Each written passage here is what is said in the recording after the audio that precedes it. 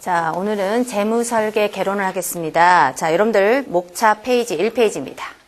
저희 재무설계 개론은 총 20문제가 출제됩니다. 20문제가 출제되는데 6장으로 구성되어 있고, 자, 1장부터 무슨 내용인가 한번 보시죠. 자, 1장에 가시면 개인 재무설계란하고 되어 있습니다. 개인 재무설계에 대한 역사에 대한 및 배경이 있습니다. 역사는 어떻게 이루어져 있으며 69년도부터 해서 04년도까지 역사를 좀 배우게 되실 거고요. 또한 이게 국내에 도입할 때 어떻게 들어왔는지 대한 내용이 쭉 내용이 적혀 있고요. 그 다음 두 번째 차트 가시게 되면 재무설계 과연 무엇입니까? 라는 데서 개념이 정의되어 있으며 또 누구를 대상으로 합니까? 라는 대상과 또한 왜 재무설계가 필요합니까? 라는 부분과 그 다음에 왜 어떨 때 재무설계가 특별히 더 필요한 사항입니까? 또 그 다음에 재무설계에 대한 어떤 잘못된 인식들이 있습니까? 그래서 기타 등등에 대한 어떤 재무설계에 대한 전반적 내용을 다루게 되시는 거죠. 그 중에서도 가장 중요한 거 가시게 되면 6번에 가시게 되면 재무설계를 함으로써 얻는 이익들 5가지가 있어요. 뭐 목표를 달성하기 좋습니다. 조기 해결하기 좋습니다. 뭐 이렇게 기타 등등 이렇게 5가지 내용들을 좀 다루게 되실 거고요. 그 다음 가시면 세 번째 차트 가시면 재무설계사 어떤 역할을 하고 있습니까? 이런 역할을 하기 위해서 우리가 어떤 내용들 즉 어떤 능률적인 어떤 AFK가 되기 위해서 어떤 걸 좀 갖추셔야 됩니까? 요건들을 좀 배우게 되시죠. 어떤 기술이나 지식이나 윤리의식에 관한 내용들을 좀 배우게 되실 거고요. 그 다음 그 중에서 가장 중요한 것은 5번째 있는 재무설계사가 하는 업무예요. 우리가 프로세스 6단계 중에서 3단계까지가 AFK가 할 수 있습니다. 라는 내용들을 가지고 공부하시는 부분이기 때문에 중요합니다. 1장에서는 우리가 평균적으로 2문제 내지 3문제 정도 출제되는데 거의 저희 32페이지, 1페이지에 있는 제 AFK가 하는 업무에 대해서는 거의 빠짐없이 매번 출제된다고 보셔도 괜찮은 문제입니다. 그래서 장에 들어가서 다시 공부하도록 하시고요. 자, 2장에 가시게 되면 2장 전체 별표입니다. 프로세스를 배우시게 되는데 이 프로세스는 우리 AFK에서 모든 과목의 프로세스와 동일합니다. 그래서 이 프로세스를 잘 정립해 두시면 다른 과목의 프로세스를 공부하실 때 아마 도움이 되지 않을까라고 생각합니다. 그래서 이 장은 특히 5문제 내지 6문제까지 출제됩니다. 총 저희가 20문제에서 5문제, 6문제면 거의 4분의 1 확률이에요. 그래서 이 2장의 출제 빈도 비중이 가장 높다고 볼 수 있습니다. 자, 프로세스를 배우기 전에 먼저 경제 환경 지표 4가지를 배우게 되실 겁니다. 뭐 경기가 무엇입니다. 금리가 무엇입니다. 환율이 무엇입니다. 그래서 이런 인플레이션이 뭡니다는 용어도 좀 배우시고 화폐 시간 가치 개념이 무엇입니까. 뭐 달리는 어떻게 됩니다. 복리는 어떻게 됩니다. 이런 계산 문제를 좀 다루게 되실 것 같습니다. 그래서 앞에 있는 재무설계 기초에서 2문제 정도 예측을 하고요. 그 다음 뒤에 있는 프로세스에서 한 4문제 정도 예측합니다. 그래서 총 나오면 6문제 정도 출제될 것 같습니다. 그 다음 3장 별표입니다. 3장도 개인 재무제표로서 우리가 먼저 개인 재무제표를 배우시는데 그 전에 기업 재무제표는 무엇입니까? 라고 해서 기업 재무제표를 잠깐 배우게 됩니다. 앞에 깊이는 배우지 않으시지만 우리가 개인을 배우기 전에 어떤 기업에 대한 차이점을 좀 공부하실 부분이 있으실 것 같고요. 그 다음에 이제 개인 제표 2가지의 장표를 배우게 됩니다. 자산부채 상태표와 현금 흐름표를 배우게 되시죠. 그래서 이 장도 중요합니다. 4문제 내지 5문제 정도 예측합니다. 그러면 결국 2장과 3장이 우리의 20문제 중에서 한 10문제 정도가 출제가 돼요. 그러면 나머지 장은 거의 들러리예요. 그래서 2장과 3장이 가장 중요합니다. 그래서 혹시라도 집중도가 높을 때 공부하실 때는 2장과 3장을 먼저 공부하시길 희망합니다. 그 다음 4장에 가시면 예산입니다. 예산을 해서 예산이 무엇입니까? 예산이 왜 필요합니까? 그래서 어떤 일반적인 예산에 대한 내용이 있고요. 그 중에서 가장 중요한 것은 예산을 수립한 일반 지침이 있습니다. 그 애가 가장 중요합니다. 저희 교재에 113에 있는 예산 수립을 위한 일반 지침과 그 다음에 가시면 4번째에 있는 예산 수립 절차 8단계가 있습니다. 이 8단계가 중요하다고 보시면 되겠습니다. 여기서는 1문제나 2문제 정도 예측합니다. 시험 문제는 거의 2문제라고 생각하시면 돼요. 지금 말씀드린 일반 지침과 절차가 아마 나올 확률이 가장 높습니다. 자, 5장에 가시게 되면 5장은 소비자 신용과 개인 신용 관리입니다. 여기서 소비자 신용에 대한 어떤 의미를 좀 배우게 되죠. 소비자 신용이 무엇인지, 소비자 금융이 무엇인지, 신용 판매가 뭔지를 좀 배우게 되실 거고요. 그 다음에 가시면 저희가 제도를 배웁니다. 신용회복위원회와 파산제도와 해생제도라는 제도를 3가지를 배우게 되실 겁니다. 그래서 각각의 어떤 제도 중심으로 공부하시면 될 것 같고요. 그 중에서 가장 출제 빈도가 좀 높은 것은 파산 쪽이 많이 높아요. 파산과 아니면 해생 쪽이. 신용회복지원제도보다는 해생과 파산 중심으로 좀 물론 다 공부를 하셔야 되겠지만 그 중에서 출제 빈도가 좀 더 높을 수 있겠습니다. 2문제 내지 3문제로 예측합니다. 그래서 소비자 신용에 관한 파트에서 1문제 내지 2문제, 그 다음에 제도 3개 중에서 2문제 정도 예측합니다. 그래서 많이 나오면 3문제까지, 작게 나오면 2문제 정도 나올 수 있다고 볼 수 있겠습니다. 그 다음 6장 갑니다. 6장은 소비자 금융 및 부채 관리장입니다. 그래서 소비자 금융에서 우리가 특히 가장 중요한 것은 리스를 배우게 되실 예정입니다. 리스, 금융 리스가 무엇인지, 운영 리스가 무엇인지. 그래서 리스 중심으로 공부하시게 되고요. 그 다음 마지막 차트 가시게 되면 부채 관리는 어떻게 해야 됩니다. 그래서 부채 관리 기본 원칙을 좀 배우게 되시죠. 그걸 중심으로 공부하시면 될 것 같습니다. 그래서 6장도 2문제 정도 예측합니다. 그래서 저희가 원론 지금 현재 배우시는 개론에서는 총 20문제가 출제되는데 그중에 2장과 3장이 가장 중요하다고 생각하시면서 공부하시면 되겠습니다. 자, 1장부터 가겠습니다. 자, 1장 9페이지 가시되면 재무설계 역사 및 국내 도입 배경이 있습니다. 자, 역사를 쭉 연도부터 한번 정리를 해보겠습니다. 그 다음에 우리나라 역사를 공부하시는데 물론 출제는 우리나라 역사 비중이 좀 더 높습니다. 물론 과거에도 시험에 그 역사에 대한 부분이 쭉 연도별로 나열된 적도 있어요. 멀티형 문제로. 그래서 지금 최근에 낸 시험 문제에서 어떤 멀티형을 문제 내실 때 연도를 가지고 잘 내시는 것 같지는 않아요. 그래도 어떤 연도를 가지고 어떤 역사를 가지고 있는지는 알아두셔야겠습니다. 9페이지 갑니다. 자, 재무설계의 탄생과 발전 과정입니다. 두 번째 줄 긁겠습니다. 69년도 동그라미. 69년도 동그라미 재무상담을 위한 윤리위원회. 를 설립하고 재무상담에 필요한 논의를 진행하던 것이 오늘날 재무설계로 발전하는 계기가 됐습니다. 발전 계획이다. 하살표를 딱 그어놓으셔도 되겠습니다. 윤리위원회에서 발전 계획이 하살표 연결. 그 다음 단락 60년대 후반과 70년대까지만 해도 미국의 재무설계는 상품 판매 또는 세금 설계가 병행되어 있었습니다. 잘 문장 봐두세요. 60년대와 70년대 대부분이 상품 판매와 무엇이? 세금 설계와 병행되어서 이루어지고 있었더라. 그 다음 10페이지. 10페이지의 세 번째 단락의 두 번째 줄 1970년도 있습니다. 70년도 동그라미. 70년 동그라미 국제 FP 협회 줄을 그으시고요. 두 줄 내려오셔서 오늘날 재무설계 업계가 형성하게 된 시발점이 되었습니다. 동그라미. 그래서 하살표 연결합니다. 70년도에서 오늘날 재무설계 업계가 형성하게 된 시발점이다. 하살표 연결해 두시고 그 다음 바로 밑에 단락 72년도 있습니다. 동그라미. 72년도 미국 콜라더주의 재무설계 대학을 창설. 거기까지 줄 그으시고 그 다음 두 줄 내려 끝에 1973년 동그라미. 73년 동그라미 바로 밑에 줄 CFP 자격 표장 미국 특허 등록. 애우지는 마십시오. 좀 이따 다시 한번 정리할 겁니다. 그냥 가볍게 줄만 지금 그어 놓으십시오. 자, 11페이지 첫 번째 줄 CFP 보도 85년 동그라미. 쭉 내려서 그 단락 위에서 세 줄 올라갑니다. 자, 재무설계 분야의 직업이 성장함에 따라 그 필요성이 증가된 교육과 훈련과 재무설계 업무의 전문성, 확보, 윤리 규정, 준수 등에 대한 역할을 수행하게 되었습니다. 어디서 그랬다는 거예요? CFP 보도에서 그랬다는 거죠. 하살표 연결하시고 그 밑에 읽겠습니다. 자, CFP 보호도는 능력 있는 CFP 자격 인증자의 양성을 위하여 자, 안에 가시게 되면 영어로 쭉 돼 있네요. 교육, 경험, 윤리, 시험. 지속적인 관리와 유지에 힘쓰고 있다. 자, 줄 거기까지 그어 놓으십시오. 자, 아무데나 써 놓으십시오. 자, CFP 보호도 아까 우리 줄 그어진 단락 위에다가 인증기간이라고 써 놓으세요. 인증기간. CFP 보호도는 무슨 기간? 인증기간이더라 라고 기억을 해두시기 바랍니다. 그 다음 12페이지. 12페이지 가시면 첫 번째 줄로 가시면 90년도가 있습니다. 90년도 동그라미. 국제 CFP 평의회 줄 그어놓으시고 그 다음 제일 끝에 세 번째 줄 회원들 간에 뭐하라고 써있어요? 유대 강화.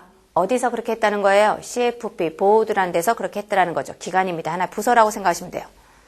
자, 그 다음 12페이지 제일 마지막 단락입니다. 제일 밑에 있습니다. 국제본부, FP 국제본부, 줄 그으시고 국제 FPSB. 그 다음 제일 끝에 2004년 동그라미. 12월 1일 자로 미국을 제외, 동그라미 하세요. 중요합니다. 별표 치세요. 미국을 제외가 가장 중요합니다. 미국을 제외, 동그라미. 모든 FPSB, 해운국의 CFP 자격인증기관은 국제 FPSB가 제정하는 국제표준과 지침에 따라 전문교육과 자격시험과 실무 경험과 직업윤리 및 업무 수행 기준 등을 자기 나라에서 시행하고 국제 FPSB로부터 CFP 자격인증 및 자격갱신 등과 관련된 제반 업무에 대한 관리와 감독을 받게 되었습니다. 즉, FPSB라고 쓰세요. 뭐라고 쓰냐면, 자, 인증기관이라고 써놓으세요. 그럼 지금 현재 여러분들이 인증기간 두 개가 써 있을 거예요. CFP 보드와 FPSB라는 게 있을 겁니다. 자, 여러분들이 지금 현재 9페이지부터 저희가 13페이지까지 쭉 줄을 그으셨어요. 역사에 대한 내용을 69년부터 정리를 했는데, 자, 여러분들 이렇게 정리하시면 되겠습니다. 자, 69년도 9페이지 공터 있어요. 9페이지에 옆에 공터가 좀 비어 있으실 겁니다. 거기다가 써놓으셔도 괜찮겠습니다. 69년도에 윤리위원회가 만들어졌대요. 70년대에 뭐가 만들어졌어요? 국제 FP 협회.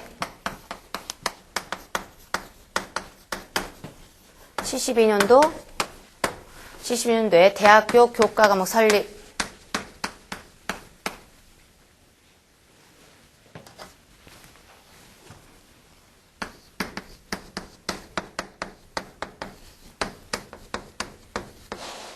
(73년도) CFP 마크 특허.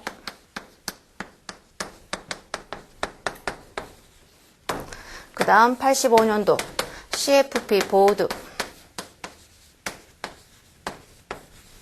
그 다음에 90년도 CFP 평의회.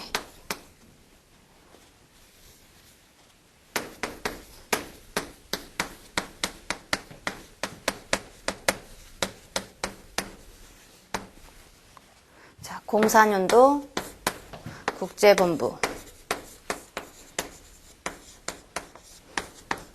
FPSB. 지금 69년도부터 04년도 역사를 좀 제가 줄을 그은 걸 다시 한번 판서로 정리했습니다. 연도를 외우란 뜻은 아니고 여러분들 공부하실 때 이런 역사를 흐름이 있구나 라고 해서 한눈에 볼 줄 아셔야 돼요. 과거 시험 문제 멀통으로 쭉 내서 연도가 빠진 상태에서 멀통을 바르게 나열된 걸 바르게 골라내십시오. 그래서 가나다라 이렇게 해서 멀통도 냈던 문제 중에 하나입니다. 네, 좀 전에 말씀드린 것처럼 최근에 그런 이런 멀티형 문제 내지는 않지만 하나의 지문은 뜰 수 있어요. 사지선당 중에서. 여러분들 좀 알아두시면 좋겠고요. 자, 윤리위원회가 만들 때 처음에 아까 뭐라 그랬어요? 이제 계기가 됐습니다. 라고 했고 말씀드렸고요. 자, 여기서는 뭐냐면 FP 협회에서 이제 시발점이 있습니다. 이제 시작했습니다. 라고 아까 말씀드렸어요. 60년도 별로 의미 없고요. 70년도가 중요합니다. 70년도 가시면 국제 FP가 만들어짐으로 해서 뭔가 재무 설계가 만들어졌던 시작했던 시발점이 됐습니다. 라고 했고요. 72년도 교과 과목이 설립 콜라도주에 생겼고요. 그 다음에 CFP 마크 특허냈고요. 별로 의미 없습니다. 자, 85년도 중요합니다. CFP 보드라는 기관 아까 말씀드린 것처럼 인증기관이라고 했습니다. 인증기관이고 90년도에 있는 국제 CF 평이라는 것은 뭐냐면 하나의 여기는 부서라고 생각하시면 돼요. 부서 중에서 각 나라 회원국가들이 참 많더라는 거죠. 그래서 뭐 하더라? 회원들 간에 유대 강화를 하는 역할을 하더라. 정도만 알아두시면 되고요. 자, 물론 04년도 FPSB가 가장 중요합니다. 지금 현재 별표입니다. 자, 무슨 말이냐? 모든 것을 CFP를 인증받기 위해서 우리는 미국에 있는 CFP 보드라는 기관에 인증을 받았어야 되더라는 거죠. 그래서 우리가 서류 한번 보내면 언제 올지도 몰라요. 인증 서류가. 그래서 너무 번거롭다는 거죠. 전 세계에 있는 모든 CFP들이 인증받기 위해서 미국인데 보내다 보니까 너무 번거로우니까 야, 그러지 말자. 그냥 각각 너희 나라에서 해줘. 뭘 만들었어요? FPSB라는 기관을 만들어서 그냥 각각 너희 나라에서 해주라. 자, 우리 여러분들은 지금 현재 A나 C를 따시게 되면 FPSB에서 인증을 해줘요. 미국에서 해주시는 게 아니라. 그래서 각각에 대한 어떤 모든 인증하는 기관이 FPSB가 하나 만들어졌죠. 각 나라. 우리나라는 코리안 FPSB고요. 미국은 뭐예요? 그대로 어디예요? 자기 나라는 CFP 보호도에 살 거예요. 그대로 자기 나라 인증기간이니까. 그래서 우리가 여기다 뭐냐면 미국을 제외라고 좀 전에 또 12페이지에 동그라미 쳤었어요. 이 문구 중요해요. 자, 미국은 어디서 인정할 거니까 자기 나라는 CFP 보호도라는 인증기간을 그대로 할 거고요. 나머지 국가에서는 자기 나라에서 하겠다는 뜻이죠. 한국은 한국에서, 일본은 일본에서, 카나다는 카나다에서 FPS라는 게 있어서 거기서 인증하겠습니다. 라고 했어요. 그래서 중요한 거 미국을 제외했다라는 거 기억해 두십시오.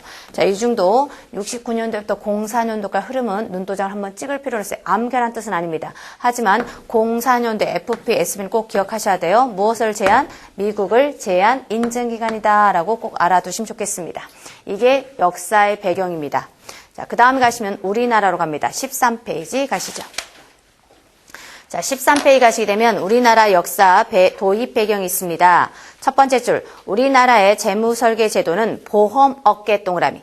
보험업계가 개인 고객을 상대로 라이프 플랜을 기초로 하는 보험 상품을 판매하기 위한 기법으로 도입해 시행하였으나 전문성이나 윤리성에 대해서 초보적인 단계를 면치 못했습니다. 처음에 어디 업에 들어왔다고요? 보험업에 들어왔는데 크게 뭐 성과를 거두거나 이러진 않았어요. 그냥 초보 단계였다라고 기억하시고요. 하나, 둘, 세 줄. 특히 후발 은행들이 일부 부유층을 상대로 플라이뱅킹을 도입하여 고객 개개인에게 맞는 자산 운용과 상담을 시작하였습니다. 그러니까 다음 은행에서 아니 어디죠? 보험업계 들어와서 은행으로 넘어갔죠. 그 다음 두 줄 내 끝에 갑니다. 증권업계 동그라미. 증권업계에서도 투자 상담사를 양성하여 컨설팅 세일즈를 시도했지만 큰 성과를 거두지 못했다 동그라미. 자, 똑같아요. 지금 현재 초반기 우리나라에 우리 재무설계가 들어올 때는요. 어디에 들어왔는데요. 보험업에 들어왔어요. 그래서 나중에 어디에 들어갔어요? 은행에 가서 플라이메이키 VIP들 고객들 자산 운영하고 이러더라.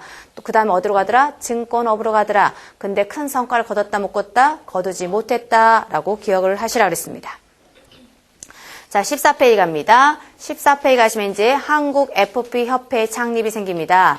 여러분들 나의 세 번째 줄 2000년 4월 한국 FP 협회 창립이라고 있어요. 자, 우리가 70년대는 국제 FP가 창립이 됐었고요. 그 다음에 우리나라에서는 2000년 4월이더라 정도는 알아두십시오. 하나, 둘, 셋, 넷, 다섯째 줄 내려옵니다. 얘는 좀 아셔야 돼요. CFP 보드와 뭐예요? 2000년 6월에 업무제를 맺어서 CFP 보드의 자격 인증 제도 및 교육 프로그램을 국내에 도입하게 되었으며 이것이 오늘날 재무설계 제도가 제도가 뿌리를 낸 계기가 되었습니다. 자, 우리나라의 재무설계 뿌리가 낸 계기가 언제예요? 2000년 6월이에요. 뭐 했기 때문에? CFP라는 제도를 도입해 왔기 때문에 그렇더라라는 거죠. 지금 역사가 한 12년 정도 돼가고 있어요. 지금 현재 CFP 역사가 12년 정도 역사를 가지고 있습니다. 자, 그 다음에 가시게 되면 다음 단락 색깔펜 바꾸겠습니다. 저희가 지금까지 배우신 중에서 가장 중요한 애입니다. 그 다음 단락의 두 번째 끝에 가시면 한국 FPSB가 있으시네요. 박스로 묶으세요. 한국 FPSB 쭉 따라가시게 되면 자격 인증 기관으로서 역할을 담당 문장 한번 끊으시고요. 그 다음 한국 FP 협회가 있습니다. 박스로 묶으세요. AFK나 CFP 회원들을 위해 활동을 이원 조직 운영하고 있습니다. 즉 회원 관리하는 곳이죠. 어디가요? 협회가요. 자, 여기까지 다 했습니다. 그 다음 14-1 갑니다. 두 번째 달에 가시면 미국과 카나다 등 일부 회원국에서는 AF 자격이 없고 CFP 자격만 있으나 문장 끊으세요. 있으나 호주나 일본을 비롯한 일부 아시아 국가에서는 우리나라와 같은 AFK 자격증 같은 예비 자격을 수여하고 있습니다. 라고 해서 이 문장도 시험에 잘 나와요. 여기까지가 한 문제예요. 지금 저희가 배우신 내용이 한 문제 나올 수도 있고요. 아니면 뒤에 있는 단락과도 요즘에 많이 섞여요. 그러니까 여기는 과거에는 거의 1번 문제를 출제했는데 여기까지도 한 문제를 출제할 수 있고요. 아니면 다음 달에 재무설계에 대한 역사를 한 번에 같이 섞어서도 낼 수 있어요. 그러니까 폭이 좀 넓어졌죠. 과거에 비해서 시험 문제 자체가. 자, 우리나라 역사 잠깐 정리하겠습니다. 자, 역사 배경이 이렇고요. 이제 우리나라 역사를 가시게 되면 지금까지 줄을 열심히 그은 거를 지금 정리해 보겠습니다. 우리나라 역사 가시면 처음에 어디에 들어왔어요? 보험업계에 들어왔죠. 보험업계에 대해서 어떤 큰 성과를 얻고 어떤 미비하다 그랬죠. 그러다가 어디로 갔어요? 은행으로 왔죠. 그 그 다음에 어디로 갔어요? 증권업으로 갔죠. 이때는 증권업할 때 크게 성과를 거뒀어요? 못 거뒀어요? 거두지 못했더라 라고 설명해서 아까쯤에 중요하다고 동그라미 쳐드린 것 같아요. 그래서 증권업으로 갔다라고 기억하시고 시험장 가시면 이 두 개의 용어가 서로 바뀌어서 잘 나옵니다.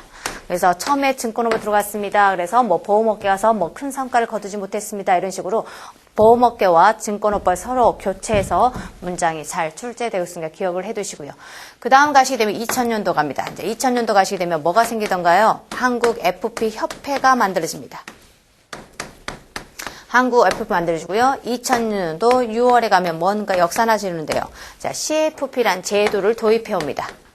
자, 도입을 해옴으로 인해서 우리나라 뭐가 됐어요? 재무설계를 뿌리게 낸 계기가 됐다. 언제요? 2000년 6월에 그랬더라 정도는 알아두셔야 돼요.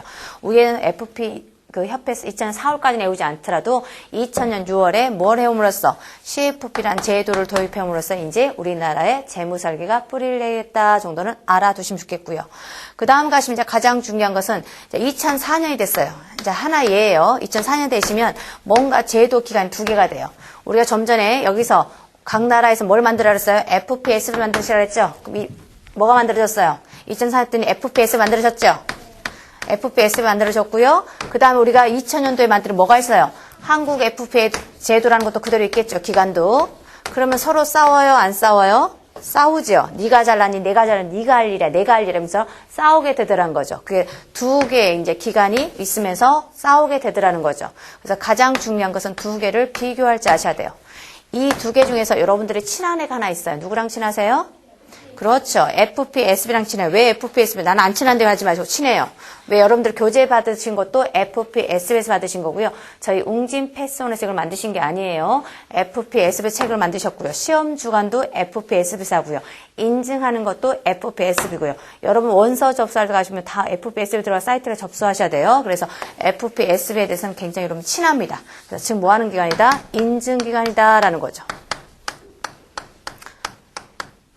그 다음, 한국 FPF는 여러분들이 인적상을 아직 잘 몰라요. 여러분들이 회원, 이제 나중에 본인의 FP 협회에 들어가셔서 회원을 가입하시면, 로그인 하시면 되면 본인의 인적상을 알겠지만, 그전에는 잘 모르신다는 소리예요. 그런데 합격자가 되시면 이제 회원 관리하는 차원에서 FPS에서 여러분들 알고 있죠. 나중에 막 메시지도 와요. 뭐도 하십시오. 교육도 받으십시오. 막 이렇게 해서 막 연락들이 오실 거예요. 합격한 다음에는.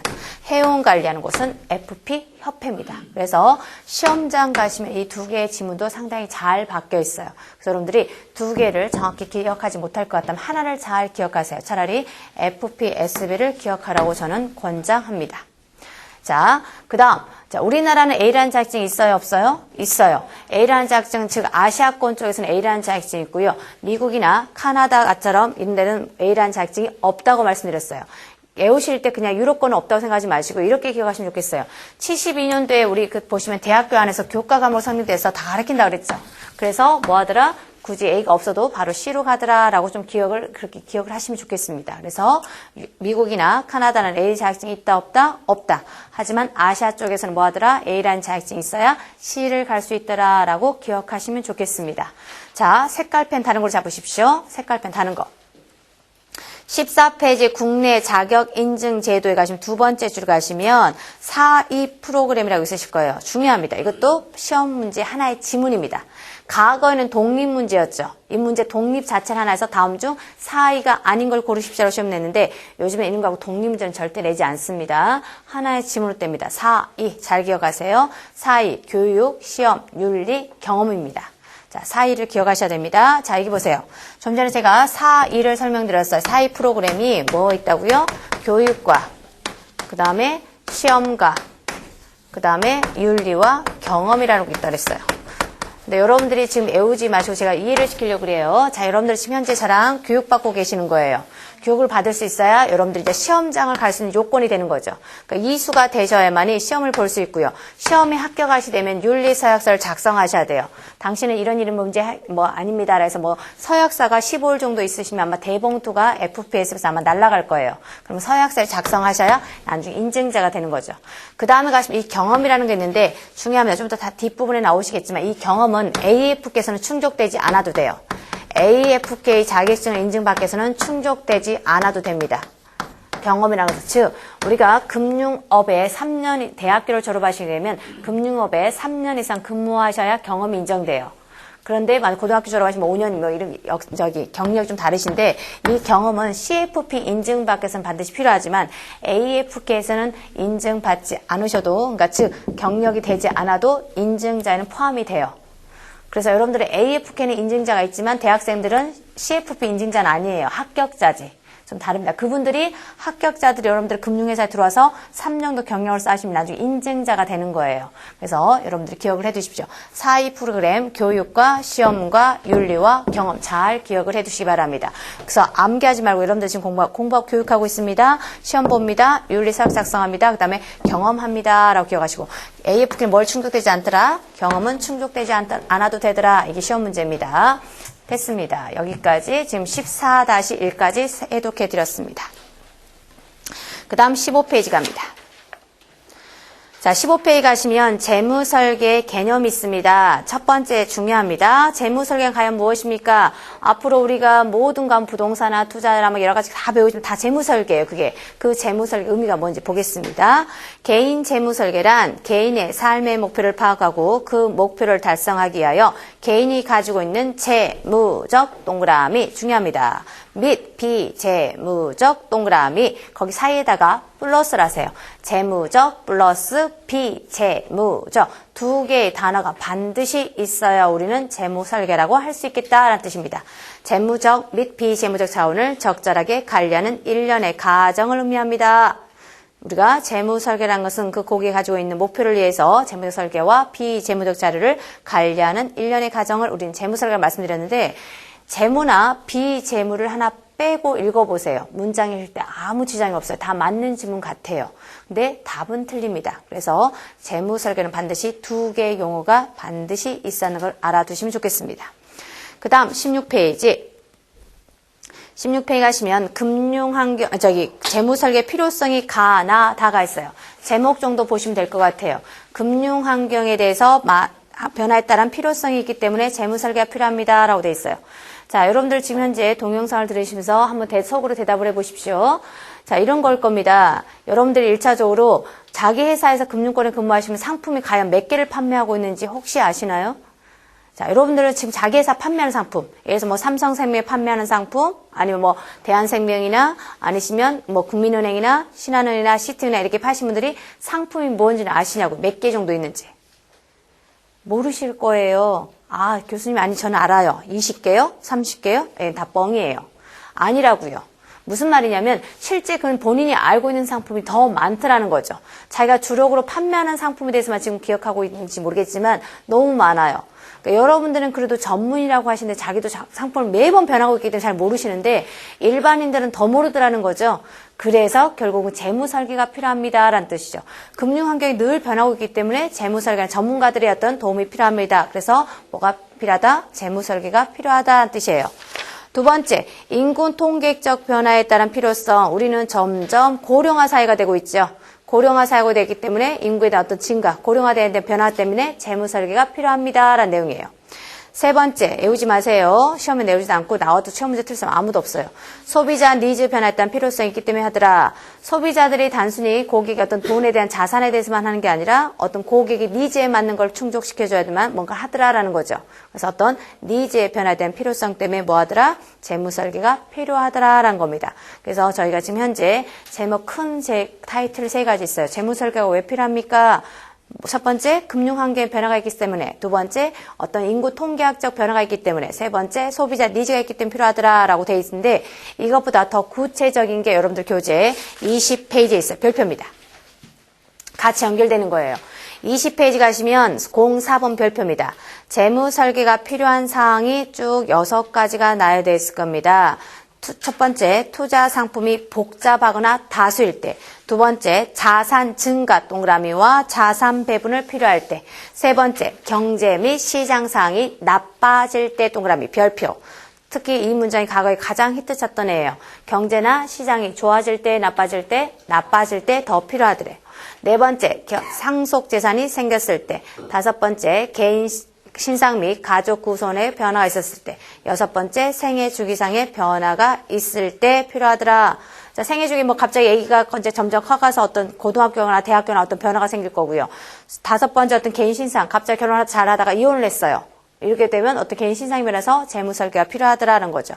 6가지 내용이 시험에 가장 잘 나옵니다. 지금 현재 시험 문제 잘 잠깐 보겠습니다. 이 문제의 유형을 가지고 분석해 보면 이렇게 나올 수 있어요. 최근의 문제는 멀티형 문제로 가장 잘 나옵니다. 지금 저희가 6가지를 설명드렸는데 이 6가지를 가나, 다라, 마, 바를 써요. 맞는 지문을 그대로 정상적으로 쓸 수 있고 뭔가 지문 자체를 틀리게 바꿔서 내서 다음 중 재무 설계가 필요한 사항으로만 바르게 나열된 걸 골라주십시오. 그러면 지문을 찾아내셔야 한다는 뜻이에요. 그래서 멀티형 문제로 좀 가끔 출제가 되고요. 과거에는 거의 사지선다형 시험일 때는 아까 좀 전에 제가 말씀드린 경제나 시장이 좋아질 때라고 바꿔서 그게 답이 가장 많이 나왔었죠. 출제 분석을 해보면. 그래서 여러분들이 지금 현재는 멀티형 문제의 출제가 가장 높더라라고 기억을 해두십시오.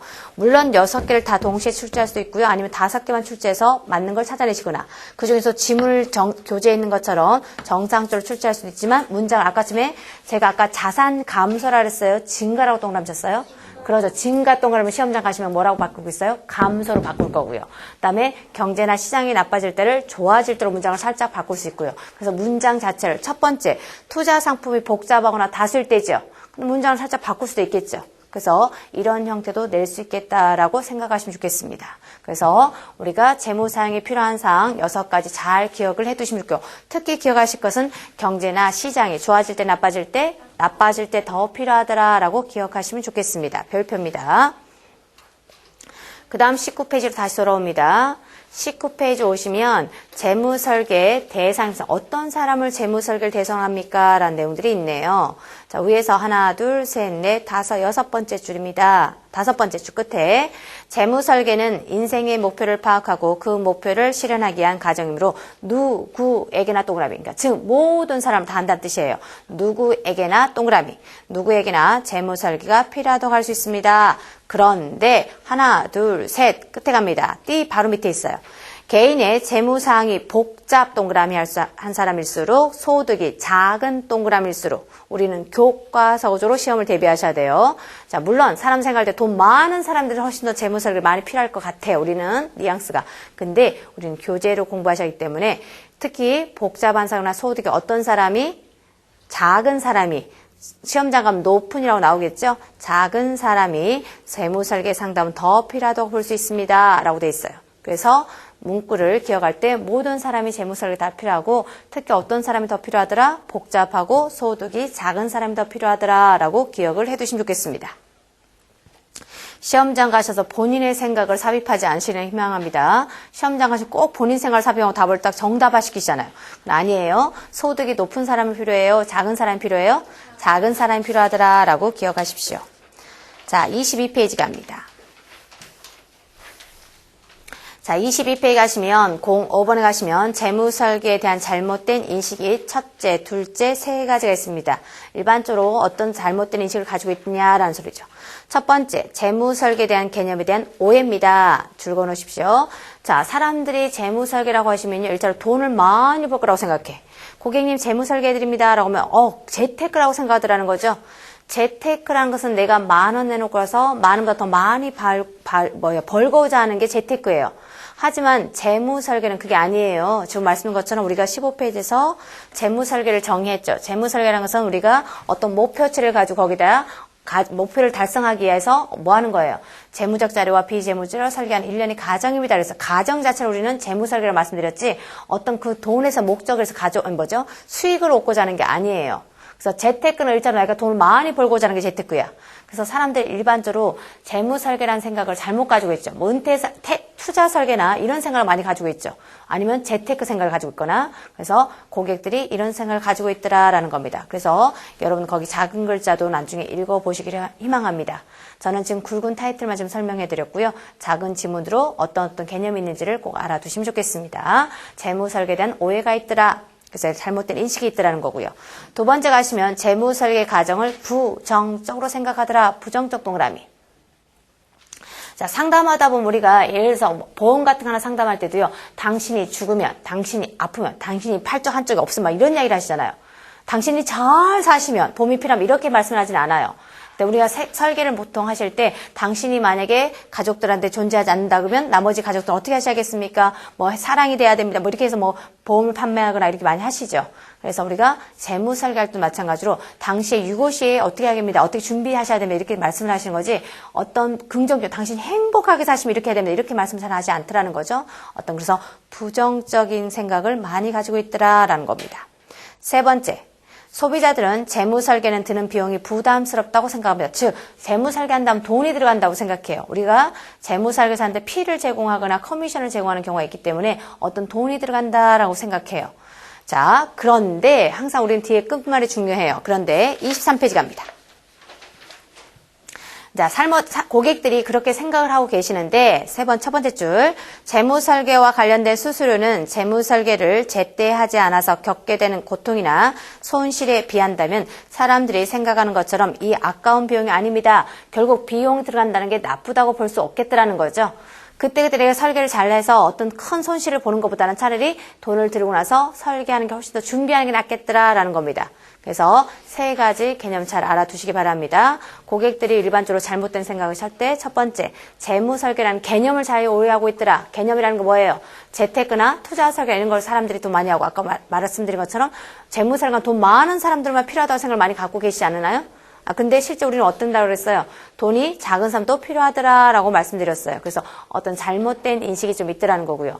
두 번째, 부정적 생각을 많이 가지고 있더라 그랬어요. 부정적 생각. 어떤 시험장은 부정적을 갖다 살짝 긍정적으로 바꿔놓기도 해요. 그래서 부정적 생각을 많이 하더라라고 기억하시고. 세 번째, 비용에 관한 부담이죠. 비용의 부담이 결코 그걸 나쁘다고 볼 수 없겠다. 그때그때 설계를 잘 하셔서 들어간 돈이 있을 수 있기 때문에 나쁘다 볼 수 없겠다라고 말씀드렸네요. 자, 그 다음 23페이지 이제 하이라이트가 나옵니다. 06번 별표입니다. 재무 설계를 함으로써 얻는 이익이 5가지가 있어요. 자, 애우지 마세요. 애우지 마시고 문장 보시면 시험장 틀릴 사람 아무도 없어요. 다 좋은 말 찾아오시면 됩니다. 첫 번째, 구체적인 재무 목표 및 라이프 플랜을 세울 수 있고 그 목표 달성이 가능합니다. 재무 설계함으로써 목표 달성이 가능해지게 되더라는 거고요. 두 번째, 별표입니다. 다 줄 긋지 마세요. 좀 이따 제가 줄 그으세요라고 말씀드릴 거예요. 당면한 위험이 미래 발생 가능성을 위험을 사전에 파악하고 이를 효과적으로 관리하는 데 도움이 됩니다. 재무 설계는 사후 관리가 아닌 사전 예방 동그라미 별표. 사전 예방이라는 관점에서 접근해야 됩니다. 즉 우리가 재무 설계를 함으로써 어떤 데 좋다고요? 사후 예방이 좋다고요? 사전 예방이 좋다고요? 사전 예방이 좋더라라는 거. 사전 예방이 가능하더라는 거죠. 세 번째, 분석, 계획, 실행, 점검 등의 재무 설계 프로세스를 이용하여 개인의 재무적 문제를 조기에 해결할 수 있습니다. 그러니까 문제 자체를 뭐 할 수 있더라? 조기에 해결할 수 있는 이익도 있더라. 네 번째, 분별한 투자가 아닌 분석적인 투자 전략이나 자산 배분이나 이용 관리를 통한 예측 가능한 수익률 동그라미, 예측 가능한 수익률과 재무 목표 달성에 도움이 되더라라고 돼 있어요. 좀 전에 제가 강의 시작하기 전에 뭐라 말씀드렸냐면 이렇게 말씀드렸죠. 재무 설계를 함으로써 얻는 이익이 5가지가 있는데 애우지 마시고 자 좋은 말 찾아오시면 됩니다 라고 가르쳤어요. 그랬더니 시험장 때 이렇게 나왔어요. 재무 설계함으로써 고수익을 얻을 수 있습니다 라고 해서 너무나 좋은 말 아니에요? 안 좋으신가요? 그냥 돈 많이 준다면 싫어요? 고수익 납니다 좋다고 했는데 답은 아니에요. 걔는 우리가 재테크하고 있어요? 재무 설계하고 있어요? 재무 설계하고 있어요. 재무 설계하고 있기 때문에 뭐 하더라? 우리는 예측 가능한 수익으로 목표를 달성하고 있는 거지 어떤 고수익을 얻고자 하는 게 아니라는 거예요. 물론 뉘앙스가 고수익이 가슴엔 더 와닿아요. 하지만 답은 아닙니다. 무슨 수익을 얻고자 한다? 예측 가능한 수익을 얻고자 하더라. 예측 가능한 수익률 중요합니다. 5번째, 개인 및 가족들의 삶의 질을 향상시키는 데 도움을 줍니다. 라고 되어 있습니다. 5가지. 이 5가지 중에서 가장 중요한 키워드는 2가지만 기억하시면 돼요. 사전 예방과 예측 가능한 수익률이더라 라고 기억을 해두시기 바랍니다. 자, 그 다음에 가시게 되면 이제 07번에 가시면 소비자가 관심을 두는 재무설계 어떤 건지 시험에는 안 나와요. 봅시다 한번. 재무설계 어떤 관심사를 많이 가지고 있는지. 은퇴 자금에 대한 마련이나 일반적 개인 재무의 도움이나 저축의 목표 달성이나 쭉 갖고 있고요. 재무 설계를 필요한 고용된 일반적 10가지 이유가 있고요.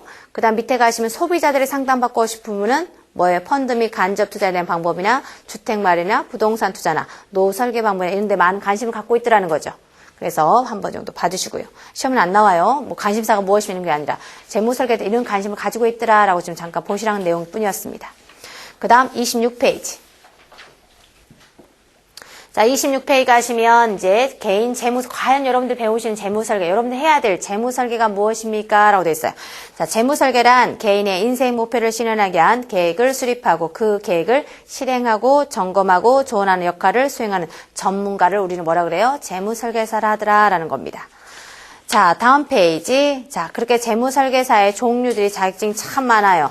AFK도 있고요. CFP도 있고요. 금융권 자산관리사도 있고요. 그 다음에 기타 자격증이 여러 가지가 있네요. 여러분 교재에. 자, 우리 교재에서는 이런 자격증이 있는데 지금 현재 우리는 무슨 공부를 하고 계시나요? AFK를 공부하고 계시기 때문에 다른 자격증 가지고는 절대 시험에 출제하지 않습니다. 여러분 가지고 계신 준비하고자 하는 AFK만 보시면 됩니다.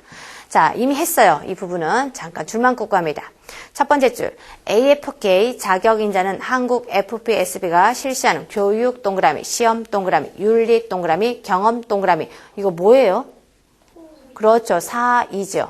4.2. 그 중에서 가로에 경험의 안에 뭐라 쓰여 있네요? 경험 요건은 없음. 그러겠죠? 그러니까 즉, 경험이란 것은 충족되지 않아도 뭐 하더라? 예, 인증을 받을 수 있더라라는 걸 기억해 주시면 되겠습니다. 충족하는 자에게 부여하는 자격으로 국내에서만 인정하는 제도입니다. 자, CFP는 뭐예요? 국제 자격증이고요. AFK는 국내 자격증이에요. 저기 뭐죠? AFK는 뭐예요? 국가 자격증이죠? 국가 자격증이에요. 여러분들 펀드나 이런 거 증권협회나 이런 데 민간이지만 우리 AFK는 국가 자격증이라고요. 여러분 국가 자격증 별로 없잖아요? 뭐 있으신가요? 제가 땄을 때는 AFK가 국가 자격증이 아니에요. 민간 자격증이 저도 옛날에 법인 자격증이었죠. 저는 2004년인가? 2004년인가 땄는데 그때는 자격증이 그때는 국내 국가 자격증이 아니었었어요. 지금은 이제 국가 자격증 바뀐 게 한 2008년인가만 바꾸셨을 거예요. 여러분들 국가 자격증 뭐 있어요? 뭔가 운전면허증? 뭔가 지금 따놓으시려고 스펙 쌓으려고 하는데 스펙도 참 종류가 많아요. 이왕이면 큰 스펙이 더 중요하지 않을까라고 생각이 들어요. 꼭 따시길 희망합니다. 자, 넘어가겠습니다. 나머지 자격증은 아주 심심한 문제 보십시오. 심심할 때 시험 볼 때 심심하고 보시면 안 돼요. 시험 보신 다음에 보십시오. 합격하신 다음에. 30페이지. 자, 재무설계사 역할 갑니다. 자, 그럼 우리 이렇게 하는 재무설계가 어떤 역할을 해야 됩니까? 라고 지금 나와 있어요. 위에서 하나, 둘, 셋, 넷, 다섯째 줄 끝에 갑니다. 따라서 재무설계사는 단순히 상품을 판매하는 셀즈맨이 아니라 동그라미 아니란 뜻입니다. 아니라 고객의 미래 라이프를 설계하는 인생설계사 줄 그으세요. 인생설계사 역할을 담당해야 됩니다. 즉 재무설계사는 인생설계사입니다. 그 바로 밑에 줄 코디네이팅입니다. 코디네이팅. 그 다음 제일 끝에 따라가시면 금융주치라고 있어요. 금융주치. 우리 재무설계사는 인생설계사의 코디네이팅이며 그 다음에 또 뭐 있었어요? 금융주치입니다. 이렇게 기억하시면 되겠습니다. 시험 잘 안 나와요. 그래서 우리가 뭔가 역할하는 사람이다. 세일즈맨이 아니다. 라는 소리예요. 뭔가 역할해주는 사람이다. 라고 기억을 해두시면 좋겠습니다. 04번. 재무설계사에 요구되는 조건들 3가지 있습니다. 별표입니다. 04번 별표입니다. 다음 페이지 가시게 되면 요건이 쭉 나열되어 있네요. 3가지가. 두 번 따라가시면 두 번째 줄, 첫째, 둘째, 셋째라고 나열되어 있을 겁니다. 첫째는 전문 지식, 둘째는 기술, 줄 그으세요. 셋째는 윤리 의식이 있을 겁니다. 윤리의식과 책임 있는 행동, 줄 그으세요. 자, 우리가 능력 있는 요건을 갖추셔야 한다 그랬어요. 좀 전에 말씀드린 것처럼 요건을 갖추기에는 재무사를 갖춰야 할 요건이 뭐라고요? 3가지. 3가지가 뭐예요? 지식도 좀 있어야 되고요. 기술도 있어야 되고요. 윤리의식도 있어야겠다라는 겁니다. 시험제는 절대 단답형으로 내지는 않습니다. 이 부분을. 단답형이 아니라 뭐래요? 사지선다로 서술형으로 시험에 나와요. 그 서술형에서는 교재에 있는 전문 지식이 무엇이며 기술이 무엇이며 윤리에 대한 내용들을 좀 더 읽어주실 필요가 있겠습니다. 자, 두 번째 단락의 네 번째 줄 끝에 갑니다. 전문 지식 용어가 해석이 쭉 돼 있네요. 전문 지식 박스를 묶으세요. 전문 지식은 학문적, 이론적 지식과 회계에 대한 기본 원리와 위험 및 투자에 관한 이론과 거시 경제 동그라미 미시 아닙니다. 시험장 가시면 이 거시가 미시로 바뀌어 있어요. 거시 경제에 대한 이론 등입니다. 또한 재무설계 업무 수행과 관련된 법규나 규정에 대해서도 충분히 이해가 필요합니다.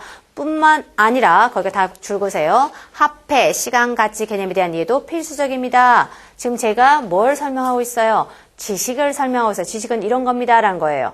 자, 즉 화폐, 시간, 가치 개념은요. TVM이에요. 저희가 나중에 CFP 오시면 배우시겠지만 TVM이라는 이것은 우리 좀 2장에 또 나와요. 잠깐 화폐, 시간, 개념이라는 것은 화폐, 시간, 가치는 TVM으로서 우리가 뭐냐면 재무학으로 보셔야 돼요. 즉 그래서 뭐예요? 계산기 두드리는 힘이 기술이 아니라 뭐더라? 지식이더라 라는 거죠. 그래서 꼭 알아두십시오. 화폐, 시간, 가치 개념도 지식에 들어가더라 라고 기억을 해두실 필요가 있습니다. 그 옆줄 가시면 바로 옆에 기술이라고 있어요. 박스를 묶으세요. 기술. 기술 정렬로 갑니다. 기술이란 전문적 지식을 실제 사례에 적용할 수 있는 능력을 우리는 기술이라고 하죠. 두 줄 내려옵니다. 고객과 대하는 능력, 상담하는 능력, 분석하는 능력, 문제 해결하는 능력이라고 우리는 기술이라고 해요. 잠깐만 그 사이에다가 살짝 삽입하세요. 언더라이팅이라고 써세요. 계약 심사 같은 경우는 이것은요. 기술이 아니에요. 자, 고객과 상담하는 능력, 대하는 능력, 분석하는 능력, 컴퓨터 사용하는 능력 이런 것은 다 뭐하더라? 기술이지만 언더라이팅은 아니라고요. 살짝 묶다가 시험에 삽입해서 시험에 잘 출제됩니다. 최근에도 나온 적 있습니다. 이 문구가 틀린 지문으로 해서 언더라이팅은 기술이 아니다라고 기억을 좀 하시면 좋겠습니다. 자, 다음 단락. 자, 다음 단락의 끝에 가시게 되면 전문 지식이나 기술보다 더 중요한 것은 직업 윤리 의식과 책임 있는 행동입니다. 자, 우리가 요건들 3가지를 갖추는 게 좋다고 그랬어요. 지식도 있어야 되고요. 기술도 있어야 되고요. 윤리 의식도 있어야 되는데 이 중에서 가장 중요한 게 무엇이라고요? 윤리 의식이라고요. 사람에 대한 윤리 의식이 없으시면 안 된다는 소리예요. 그래서 반드시 윤리 의식이 중요합니다라는 거죠. 바로 밑에 줄. 자, 이 윤리 의식은 개인 고객뿐만 아니라 공공의 이익을 위해서도 재무설계사들이 보다 철저한 윤리의식과 책임 행동이 요구됩니다. 문장 잘 거두세요. 우리가 윤리의식이란 것은 고객 이익만을 우리가 윤리 공부하다 보면 나중에 윤리의식이 고객 우선의 원칙이라는 걸 배워요. 여기서 고객 이익만을 우선시하면 되는 게 아니에요. 반드시 무슨 이익까지? 공공의 이익까지도 고려하셔야 됩니다. 라고 기억을 해두셔야 됩니다. 고객 이익뿐만 아니라 공공의 이익까지 반드시 고려한다는 것을 잊지 않으시길 희망합니다. 그래서 지금 현재 우리가 요건 갖춰야 할 거 3가지는 독립문제로도 충분히 출제할 수 있습니다. 그 다음 05번 별표 10개입니다. 저희 1장의 하이라이트예요. 1장에서 시험에 빠지면 안 되는 문제입니다. 지금 현재 저희가 1장이 거의 끝나가고 있는데 1장에서 가장 중요한 애예요. 자, 재무설계사가 수행하는 업무가 있습니다. 32페이지. 자, 첫 번째 갈까요? AFK 자격인자 업무를 수행하는 범위는 재무설계 프로세스 6단계 프로세스 중에서 어디서부터 어디까지? 1단계부터 3단계까지만 가능하대요. 우리가 2장에서 다시 배우시겠지만 1단계는 고객과의 관계정립, 2단계는 정보수집, 3단계는 분석 및 평가예요. 여기까지만 할 수 있겠대요. 자, AFK는 프로세스가 총 6단계인데 어디까지만 할 수 있다? 3단계까지 할 수 있다라고 되어 있는데 항상 한국말이 중요하죠. 뒷문장. 그런데 1단계인 고객과 관계정립을 하는 과정에서 보수 내역과 플래너의 책임 한계를 결정하는 데에서는 바로 밑에 두 줄 내려옵니다. CFP 자격 인증자와 감독할 사야 됩니다. 라고 있어요. 하사 변경하세요. 즉 결론입니다. AFK는 프로세스 6단계에서 몇 단계까지 할 수 있어요? 3단계. 그런데 즉 돈과 관련된 것은 혼자 할 수 있어요? 없어요? 없어요. 누구랑 같이 해주세요? CFP랑 같이 해주세요. 라는 내용이죠.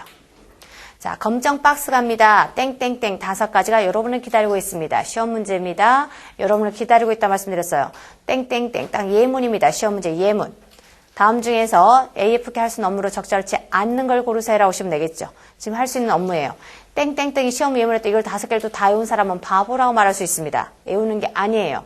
자, 점점점 있는 내용들이 즉 어디에 있는 내용들이에요? 1단계부터 3단계에 들어가는 지문들이겠죠. 한번 해봅시다. 아직 우리가 2장을 배우진 않으셨지만 미리 한번 정독하는 걸로 하겠습니다. 자, 첫 번째 점, 고객과 협의하여 업무 수행 범위 결정 1단계 써놓으세요. 업무 범위 결정을 언제 한다고요? 1단계. 그래서 내가 할 수 있다는 소리예요. AFK가. 두 번째, 고객의 재무 목표 및 니즈 파악을 한대요. 몇 단계? 2단계. 우리가 정보 수집하기 이전에 항상 뭐 하실 수 있냐면 목표를 파악하셔야 돼요. 그 고객이 목표를 뭔지를 알아야 거기에 관련된 정보를 수집하겠죠. 정보가, 아니, 그 사람 고객 목표가 뭔지도 몰라요. 근데 정보를 수집할 수는 없어요. 그 고객에 대한 목표가 뭔지를 먼저 물어보신 다음에 어떤 정보 수집을 해야 되더라. 그래서 2단계예요. 그 다음 세 번째 점. 그 다음에 고객부터 자료 수집이 있습니다. 이것도 2단계입니다.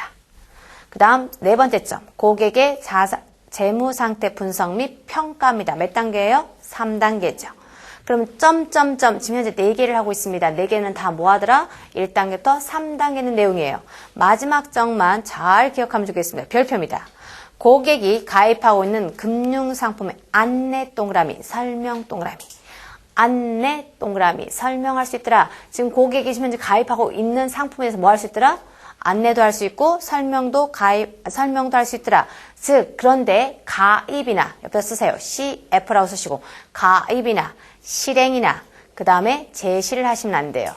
가입, 실행, 제시, 점검 이런 용어가 들어가면 안 돼요. 왜 안 돼요? 4단계, 5단계, 6단계 용어가 들어가면 안 된다는 소리죠. 4단계는 제시고요. 5단계는요 실행이고요. 6단계는요 점검이에요. 그래서 여러분들이 그런 용어가 들어가면 안 되더라라고 기억을 해두시면 좋겠습니다. 잘 알아두십시오. 다시 합니다. 지금 우리가 여러분들 배우시는 우리 1장에서 가장 꽃이라고 그랬습니다. AFK가 할 수 있는 업무가 어떻게 된다고요? 1단계부터 6단계 중에서 몇 단계까지? 3단계까지. 단 돈과 관련된 걸 할 수 있다 없다? 없다. 그래서 어떤 업무 수행 범위 결정이나 정보 수집이나 목표나 그다음에 자료 금융 가입하고 있는 금융 상품을 안내와 설명을 할 수 있지만 가입이나 실행이나 점검이나 제시나 이런 용어를 할 수 없다는 거 기억할 수 있겠습니까? 자, 됐습니다. 여기까지가 저희 1장입니다. 1장 정리하겠습니다. 자, 지금까지 배우신 1장 정리하겠습니다. 1장에서 거의 시험 문제 틀리시면 안 돼요. 다 모든 분들이 1장은 가장 공부 많이 하신 게 아마 재무설계 1장일 거라고 생각해요. 다른 과목은 잘 안 하시더라도 가장 공부를 많이 하신 게 아마 재무설계 1장이에요. 거의 1장만 하다가 책을 접으시죠. 그래서 1장 거의 틀리신 분이 거의 없어요. 지금 들으실 때 아주 집중도 아주 잘 들으실 거라고 생각해요.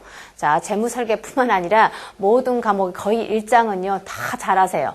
1장에는 여러분들 뭔 일 아직 배우신 분도 계시지만 배우지 않은 분도 계시지만 거의 1장은 개념이에요. 은퇴설계가 무엇입니다. 은퇴설계가 왜 필요합니까? 뭐 이런 정의가 거의 1장을 있고요. 또 부동산 가셔도 부동산이 무엇입니다. 부동산에 대한 개념이 무엇입니다. 막 이렇게 배운 게 1장일 거고요. 또 상속도 상속설계가 무엇입니다. 라고 열심히 1장에서 배우셨을 거고요. 또 세금도 마찬가지고 세금에 대한 어떤 종류가 있을 겁니다. 라고 해서 1장에서 열심히 배웠을 거고요. 그 다음에 또 뭐 있을까? 투자도 마찬가지고 투자에 가시게 되면 1차로 앞으로 배우실 뭐 경제 환경에 대해서 배우죠. 환율이 뭐예요? 금리가 뭐예요? 인플레이션이 뭐예요? 실업이 뭐예요? 뭐 이런 경제 지표를 막 열심히 투자에 또 배우게 되실 거고요. 또 보험에서도 그럼 보험을 배우기 전에 자, 위험이 무엇입니까? 우리가 앞으로 보험을 배우기 전에 위험이 어떤 걸 필요합니다. 그래서 위험을 또 열심히 배울 거예요. 자, 모든 과목이 앞에 개념이에요. 근데 우리 수험생들은 다 1장만 공부하시는 거죠. 이러시면 안 됩니다. 물론 지금 현재 우리 재무설계 1장도 지금 공부를 하고 있죠. 물론 중요해요. 하지만 1장만 공부하시는 게 아니라 다른 장도 중요하는데 아까 말씀드린 것처럼 우리 재무설계 코스에서는 2장과 3장이라 말씀드렸어요.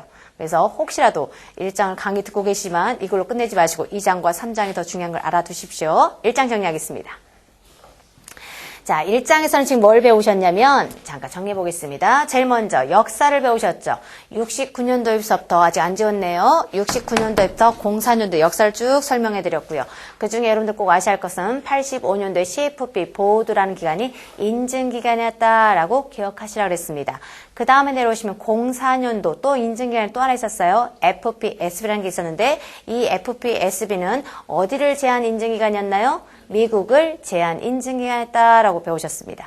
그 다음 이제 13페이지 넘어서 우리나라 역사로 돌아오셨죠. 우리나라 역사에서는 어디에 먼저 들어오셨다가 보험업에 먼저 들어왔다가 그 다음 어디로 갔어요? 증권업으로 갔는데 큰 성과 거뒀다 못 거뒀다? 거두지 못했다.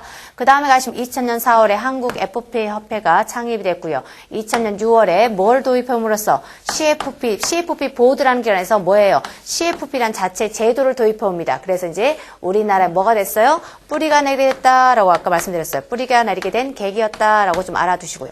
그냥 가장 중요한 거 지워버렸네요. 가장 중요한 게 뭐였어요? FPSB와 FP협회를 구분하는 게 가장 중요하다고 말씀드렸죠. 자, 여러분들이 친한 애가 누구라고 말씀드렸어요? FPSB는 뭐하는 기관이라고 그랬어요? 인증기관이다 라고 말씀드렸고요. 얘는 뭐하는 기관? 회원관리하는 곳이다 라고 말씀드렸네요. 자, 아시아 쪽에서는 A라는 자격증이 있어요? 없어요? 있어요. 유럽이나 미국이나 카나다는 있어요, 없어요? 없어요. 라고 말씀드렸습니다. 그 다음 이제 재무설계 15페이지로 오셔서 이제 재무설계가 도대체 무엇입니까? 라고 정의해드렸죠. 앞으로 모든 과목을 배우고 재무설계 하실 거예요. 그래서 정의는 가장 중요하다고 말씀드렸습니다. 재무설계라는 것은 우리가 목표를 달성하기 위해서 재무적 자료와 비재무적을 적절하게 관리하는 일련의 과정입니다. 라고 말씀드렸어요. 자, 재무설계는 어떤 사람들을 한다 그랬어요? 모든 사람, 누구에게나 대상하지만 특히 복잡하거나 소득이 어떤 사람, 낮은 사람이 더 필요하더라 라고 설명드렸고요. 우리 재무설계에서는 인생설계사요, 코디네이팅이요, 금융지체 역할을 합니다. 라고 또 설명드렸고요. 그 다음에 여러 가지 중에서 우리가 재무설계 함으로써 필요한 사항들이 참 많았었죠. 그 중에서 경제나 시장이 좋아질 때 나빠질 때 더 필요하더라. 자산 증가와 자산 배분을 필요할 때 하더라. 투자 자산이 복잡하고 다수일 때도 필요하더라. 개인의 신상의 변화가 생길 때도 필요하더라. 생애 주기의 변화가 있어도 필요하더라 라고 설명드렸습니다.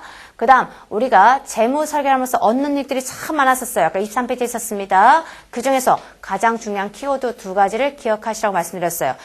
사전 예방을 해요. 사후 예방을 해요. 사전 예방. 그 다음 예측 가능한 수익을 얻고자 합니까? 아니시면 우리가 고수익을 얻고자 하십니까? 예측 가능한 수익을 얻고자 하는 이익이 있더라 라고 설명해 드렸고요. 그 다음에 가시면 우리가 AFK가 대개에서는 어떤 요건 3가지를 좀 갖추셔야겠습니다 라고 말씀드려요. 그 요건 3가지가 뭐예요? 지식도 좀 있어야 됩니다. 기술도 있어야 됩니다. 그 다음에 윤리의식도 있어야 됩니다. 라고 말씀드렸죠. 31페이지에 있습니다. 그 중에서 가장 중요한 건 뭐라고 말씀드렸어요? 윤리의식. 윤리의식은 고객 이익만을 중요시하시면 되죠? 아니라 그랬어요. 고객 이익뿐만 아니라 공공의 이익까지 같이 고려하십시오. 라고 설명해 드렸고요. 또한 우리가 전문 지식이 뭐냐고 쭉 또 정의해 드렸어요. 화폐 시간 가치 개념은 기술이에요? 지식이에요? 지식이라고 설명드렸습니다. 자, 그 다음 가시면 기술이라는 것은 고객과 대하는 능력, 상담하는 능력, 문제 해결하는 능력이라고 말씀드렸고요. 언더라이팅은 포함한다, 포함하지 않는다? 포함하지 않는다라고 설명드렸고요. 그 다음에 마지막 32페이지에서 우리가 AFK가 하는 업무를 지금 설명드렸습니다. 제가 하는 게 할 수 있는지 없는지를 말씀해 주시기 바랍니다. 자, 고객에 대해서 고객과 업무 수행 범위 결정할 수 있어요? 있어요. 몇 단계? 1단계. 고객에 대한 재무 목표를 파악하고 니즈 파악하고 싶어요. 몇 단계? 2단계. 그래서 할 수 있습니다. 그 다음에 자료 수집할 수 있어요? 없어요? 있어요. 몇 단계? 2단계. 그 다음에 가시면 분석 및 평가할 수 있어요? 없어요? 있어요. 3단계. 그 다음에 고객이 가입하고 있는 금융상품의 안내와 제시할 수 있어요? 없어요? 없어요. 금융상품 안내와 제시는 안 된다 그랬어요. 안내와 설명은 가능했지만 제시, 즉 4단계 용어는 들어가면 안 됩니다. 라고 설명한 적이 있습니다. 이렇게 해서 저희가 1장 정리해드렸습니다. 수고하셨습니다.